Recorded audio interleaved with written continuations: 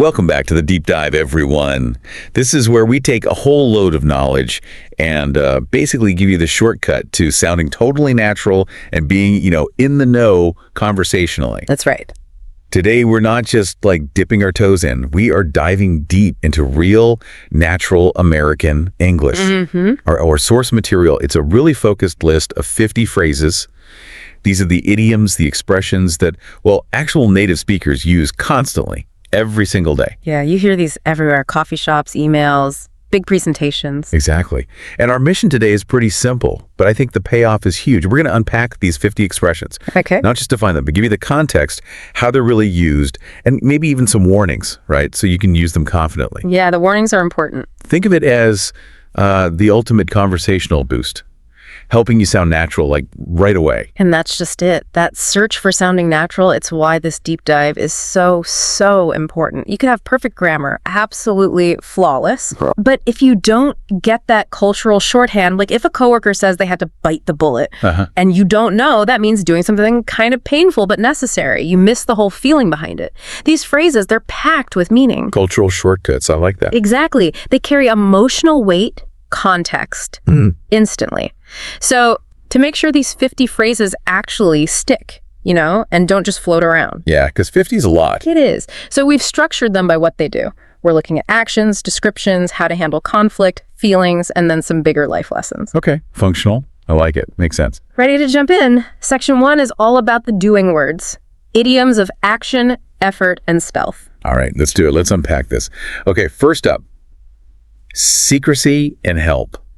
So if you're doing something quietly, trying not to get noticed, you're doing it under the radar. Yes. Fantastic phrase. You hear this a lot, especially in like business or planning things. Okay. A company developing some secret new product. They keep it totally under the radar.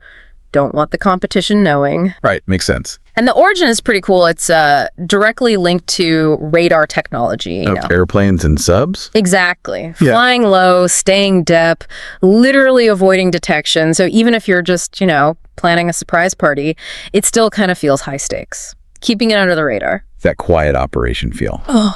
Okay. Now, shifting from secrets to just asking for help. The most basic, common way. Asking someone to give you a hand, or maybe lend me a hand. Super simple, super effective, and you can use it for almost anything. Physical stuff, mostly. Well, yeah, the classic example is definitely something heavy. Can you lend me a hand moving this sofa? You hear that all the time. But it works just as well for like mental tasks or office work. I'm totally swamped. Can you give me a hand with these reports? Okay, so it's versatile. Very. It's quick, informal, just means let's work together on this. Gotcha. Okay, next. Effort and starting something new. Let's say you're facing a challenge. Maybe you're not sure you'll succeed, but you're going to try your absolute hardest anyway. You give it the old college try. Oh, I love this one. It's got this great spirit, right? It's like enthusiasm over actual skills sometimes. The college try. So it's like a young, optimistic effort. Kind of. Like a student maybe putting everything into a game, even if they're not the star player. The source mentioned karaoke. Perfect example. Right. If you're a terrible singer, but you get up there and just belt it out with passion, that's giving it the old college try. Effort wins. Prioritizing the effort. Okay. Yeah. And what if that effort means starting right from the very beginning? Like nothing's done yet. You're starting from scratch. Yes. And this one's incredibly useful because it works in two main ways. Okay. You could be starting a huge research paper from scratch, meaning like 0 notes, blank page, a ton of work ahead. Right. Total blank slate. Or you hear it all the time with food. Baking bread from scratch means you're using flour, yeast, water. Not a box mix. Exactly. Not the pre-made stuff. So it implies effort, maybe better quality, definitely starting from the basics. Okay, that makes sense. Effort and originality. Now let's shift to communication and maybe delaying things a bit. When you're in a new place, new job, new class, and you need to start those first, sometimes awkward conversations. You're trying to break the ice. And the things you do to start those conversations, questions, little activities, those are icebreakers. Right, icebreakers. I feel like everyone knows those can be a little painful sometimes. Totally. The source even points that out. It can be really uncomfortable, especially if you're more introverted. The ice is that like initial stiffness or silence. So you're shattering the awkwardness. Trying to Yeah. create a bit of warmth, get people talking. Okay, it definitely acknowledges that friction. Speaking of friction, or maybe smoothing things out, what about just ending the day? A really informal way to say, you're going to bed. Hit the hay. Man, I'm exhausted. Gotta go hit the hay. It's super common, very casual. Friends and family kind of thing. Definitely. The origin story may be a bit fuzzy, but it probably relates to old mattresses stuffed with hay. Huh. But Yeah. the main takeaway for you is the register. Super casual. You wouldn't email your boss, gonna hit the hay. Huh. Probably not. What would you say? Maybe I'm calling it a night or just heading off now. But hit the hay is for when you're really winding down. Got it. Relax mode. Oh. Okay, that covers our basic actions. Now that we know how to start things and go to bed, let's talk about the tricky parts.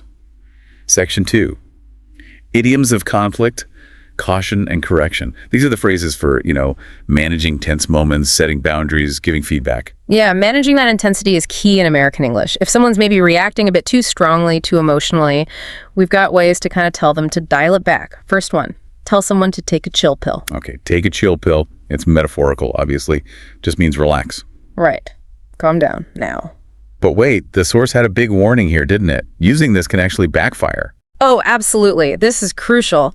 While it means relax, if you say, take a chill pill to someone who's already really angry or upset. They get angrier. Exactly. It sounds super condescending, like you're dismissing their feelings. It escalates things. Okay, so when do you use it? It's often used more playfully, maybe among friends, perhaps younger people. If it's a serious situation, you're much better off with something simple like, hey, let's just take a breath here. Right, safer. Good comparison. Yeah. Okay, what about a slightly gentler way to say wait or slow down? Maybe more playful. Hold your horses. Classic. Perfect for impatience. You're trying to build something, the kid keeps grabbing the tools. Hey, hold your horses. Wait your turn. Exactly. Patience is needed. And it's interesting, right? The source mentioned how many horse idioms we have. Yeah, I noticed that. What's with all the horses? Huh. It's funny, isn't it? Probably just deep linguistic roots from when horses were transportation. Even though most of us barely see them now, the phrases stick around. Language history is weird. Okay, moving from caution to actual bad situations.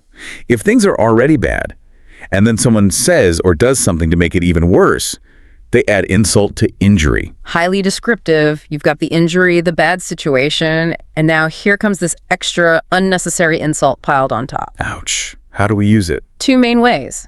You can use it like a command or advice. Look, don't fire him today. That would just add insult to injury. Okay, preventing it. Or you use it to describe something that happened. The source example was great. Terrible day at work, you're late, locked out, and then you realize you forgot your lunch. That just added insult to injury. It makes the badness worse. Ooh, yeah, piling on. Okay, what about catching someone doing something wrong? Like, right in the act, I caught you red-handed. Oh, powerful phrase. The visual is just so strong. Red paint on the hands. Sort of, like evidence you can't deny. Blood, paint, something proven they did it right then and there. Undeniable proof. Of serious stuff. It can be serious, yeah. Proof of guilt. But people use it humorously too, Catching your roommate sneaking the last slice of pizza. Aha! Caught you red-handed. Okay, that makes sense. Which leads us nicely into being prepared. If you're managing something complex and you need to be absolutely sure you haven't missed anything important for success, you need to cover the bases. Yes, this is huge in management, organizing things. It comes straight from baseball. 4 bases on the field. Right. If your team has players covering all the bases, the other team can't score easily. So, metaphorically, if you're planning a conference, you cover the bases. Catering, speakers, tech. Making sure every detail is handled. Exactly. It's about being absolutely thorough, the highest standard. Okay. And similar, but maybe more about ongoing stuff. Stay on top of things. Yeah, this one feels more about continuous management, less about initial setup. If you get tons of emails, calls, meetings, you need a good system, like a calendar, to help you stay on top of things. Keeping everything organized and current. Right. Being in control of a busy workload, not letting things slip. Got it. And finally, in this section, giving praise. If someone does an amazing job or says exactly the right thing, you nailed it, or you hit the nail on the head. Both great compliments, really high impact. They mean perfect precision. Not just close, but exact. Exactly. Hitting the nail on the head is hitting that one perfect spot. Someone summarizes a really complex issue perfectly in one sentence. They absolutely nailed it. You hit the nail on the head with that explanation. Nice. Okay, moving on. Section 3, idioms of description, truth, and trust, using phrases to talk about quality, honesty, and reliability. Right. Let's start with quality, specifically how easy something is. If a task is really simple, not challenging, doesn't need special skills, we say it's not rocket science. We always pick the hardest jobs, don't we? Rocket science, brain surgery. It's true. They're like the cultural benchmarks for extreme difficulty. So when the source mentioned putting together store-bought furniture, yeah, it can be annoying, but... Relax, it's not rocket science. Exactly. Anyone can figure it out eventually. Okay. Related to easy, but maybe a bit darker. Yeah. Something is like shooting fish in a barrel. Yeah, the image is pretty intense. Yeah. But it gets the meaning across perfectly. A barrel is tiny, confined. The fish have nowhere to go. So the task is incredibly easy, almost too easy. Often, yeah. It suggests it's so easy it's almost unfair, like a guaranteed win, zero challenge involved. Okay. Shifting to describe people now. Someone who is just incredibly kind, compassionate, loving. They have a heart of gold. One of the best compliments you can give someone's character, really. Gold is rare, valuable, pure. Right. So someone who adopts a child or volunteers constantly or just shows consistent, genuine kindness, that's a heart of gold. It's about their inner sincerity. Beautiful phrase. Okay, now truth versus not so truth. Something passed down, folklore, maybe advice, but it's probably not true. No science behind it. That's an old wives' tale. These are great. Little bits of cultural history. The source had that funny example. About baby girls stealing beauty. Yeah. It's a generational story, maybe told playfully, but the phrase itself basically dismisses something as superstition. Oh, that's just an old wives' tale. It signals this isn't fact. Got it. Not verifiable. Now, comparisons. If two things are really, really different, worlds apart, maybe in quality, they are a far cry from each other. Crucial comparison phrase. It means the distance, the difference is huge. Like my singing is a far cry from Adele's. Exactly. Or, my kid's drawing is lovely, but it's a far cry from a Picasso. It often emphasizes a big gap in quality or status. Okay. Oh, a big difference. Moving to business. If a product is selling incredibly fast, people are buying tons of it. It's selling like hotcakes. And just quickly, hotcakes, just another word for pancakes. Okay, pancakes. Yeah, served hot, eaten fast. So the phrase implies that speed and high demand, people are snapping it up. Is it still common? It is, yeah, it's a bit classic, maybe. Younger folks might also say something is flying off the shelves, but selling like hotcakes is definitely still understood and used, means massive success. Good to know. Now, trust or zero trust. If you really, really don't trust someone, I don't trust them as far as I can throw them. The power is all in the exaggeration. Right? Yeah, you can't throw a person very far. Exactly. So it means you trust them basically 0%. It's used when suspicion is really high. The source mentioned sneaky cats. Yes. But you hear it for like shady business people, politicians, maybe anyone who seems untrustworthy. Okay, emphasizes total lack of trust. Yeah. Got it. Last one in this section, connection. Two things that just go together perfectly or are always linked. They go hand in hand. Describes a really strong link. Could be causal, could just be a natural pairing. The source said Americans and rock and roll. Right. A more complex example might be like hard work and success often go hand in hand. One usually leads to or accompanies the other. They're a natural fit. Okay, natural pairing. Excellent. We're really getting into the feel of the language now. Let's move to section 4. Idioms of feeling and predicament, talking about emotions and difficult situations. All right. Starting on a high note. Success. When things are amazing, you feel fantastic, lucky, just great. You feel on top of the world. That sounds like pure bliss. It is. Often tied to a big achievement, right? Finishing a marathon, getting that dream job. Yeah. It puts you on top of the world. Maximum happiness. Love it. Okay, now the opposite. Dread, fatigue. Yeah. That feeling on a Sunday night or Monday morning. I have the Mondays or a case of the Monday. Oh, yeah. Captures that specific, like, Western work culture feeling of, ugh, the weekend's over. Back to the grind. Exactly. Yeah. Often said with a sigh, maybe humorously complaining. And related, maybe less common but growing, is the Sunday scaries. Sunday scaries. Yeah, that specific dread that kicks in Sunday evening when you know Monday's looming.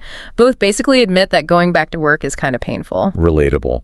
Okay, what about frequency? Something that happens very, very rarely. You do it once in a blue moon. Great marker of rarity. A blue moon is actually a real thing. It is. Yeah, it's the second full moon in one calendar month.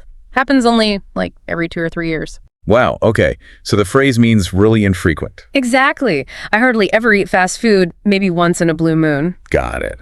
Okay, shifting to anger and frustration. When you've just had it, you're totally out of patience, done with the situation.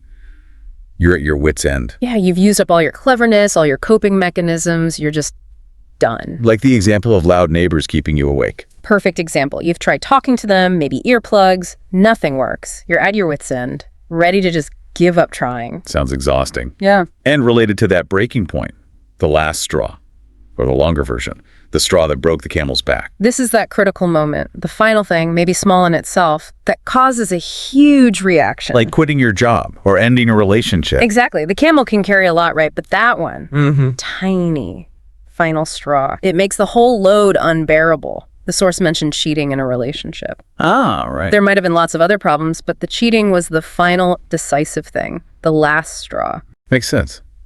Okay, now, just feeling unlucky, like nothing is going right, I just can't win. Yeah, this is when you feel like you're getting the short end of the stick constantly. Like everything you try fails, or bad luck follows you. That cascade of problems example. Late for work, spill coffee, it rains. Right. It feels like the universe is conspiring against you.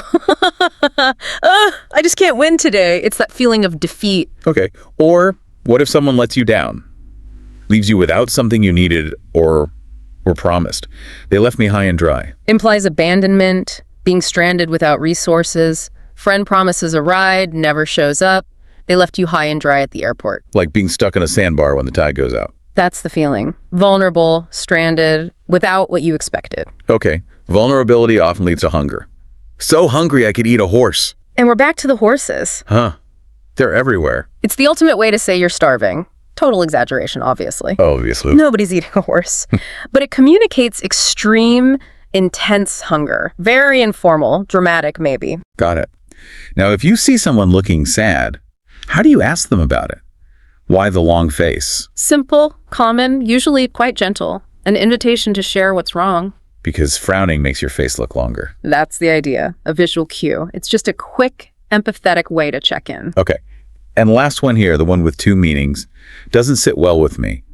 It can be about information or our food. Exactly. Context is everything. If your colleague's actions seem suspicious or you disagree with a decision, that doesn't sit well with me. It's moral discomfort, intellectual disagreement. Okay. But if you eat something questionable and your stomach feels bad, that spicy food doesn't sit well with me.